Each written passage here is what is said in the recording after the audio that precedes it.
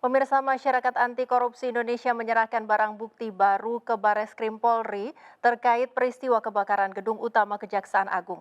Maki meminta Bareskrim menyelidiki dugaan seorang oknum yang sempat memasuki gedung utama sesaat setelah api berkobar untuk mengambil sebuah barang.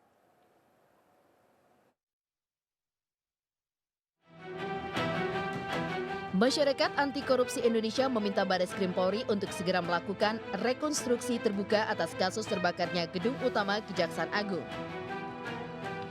Dalam rekonstruksi nanti harus mengundang saksi ahli yang dapat menjelaskan bagaimana peristiwa kebakaran yang disimpulkan akibat puntung rokok.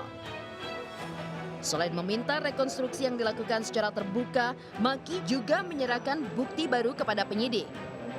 Bukti baru ini terkait seorang oknum yang sempat memasuki lantai 4 dan 6 yang merupakan asal sumber api.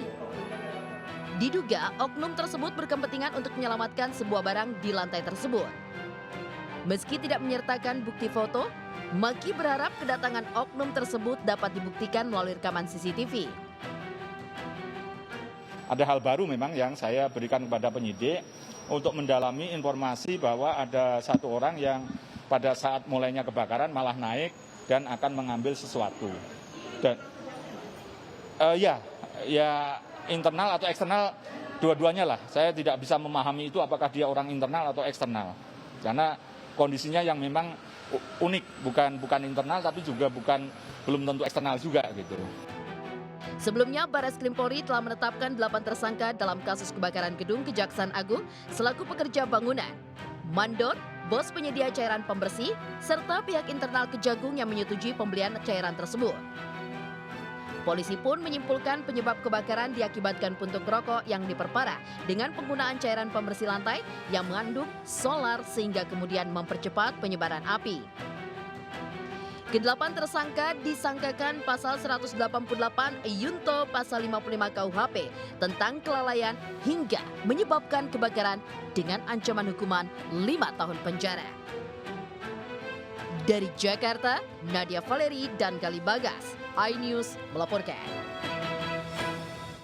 Pemirsa, setelah sempat buron dan merubah penampilan, polisi akhirnya menangkap warga negara asing pelaku pembunuhan di sebuah apartemen di Jakarta Barat.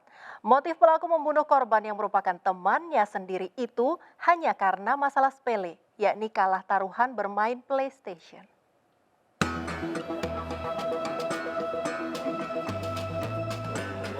Tertangkapnya warga negara asing JD alias Syar, pelaku pembunuhan temannya sesama WNA Obina Michael Anija di apartemen Gallery West Resident setelah tim gabungan melakukan pengejaran ke rumah salah satu rekannya.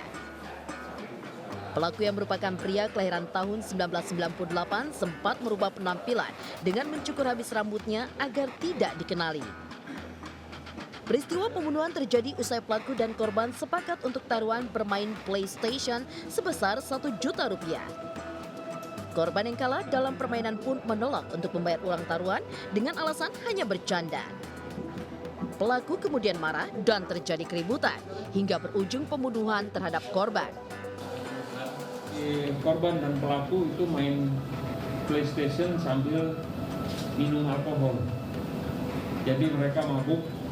Jadi ketika terjadi keributan itu juga mungkin dipengaruhi oleh alkohol sehingga kejadiannya begitu cepat, korban tidak bisa mengendalikan diri, pelaku tidak bisa mengendalikan diri sehingga melakukan pembunuhan itu.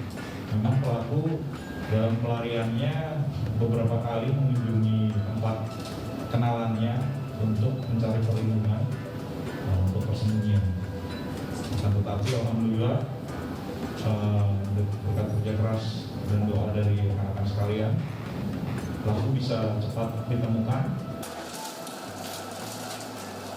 Meski berstatus WNA, namun kepolisian tetap menjerat pelaku yang datang ke Indonesia menggunakan visa turis ini dengan hukum acara pidana Indonesia. Pelaku dijerat dengan pasal tentang kekerasan yang menyebabkan orang meninggal dunia serta pasal tentang penganiayaan dengan ancaman 15 tahun penjara. Dari Jakarta, Miftahul Gani melaporkan.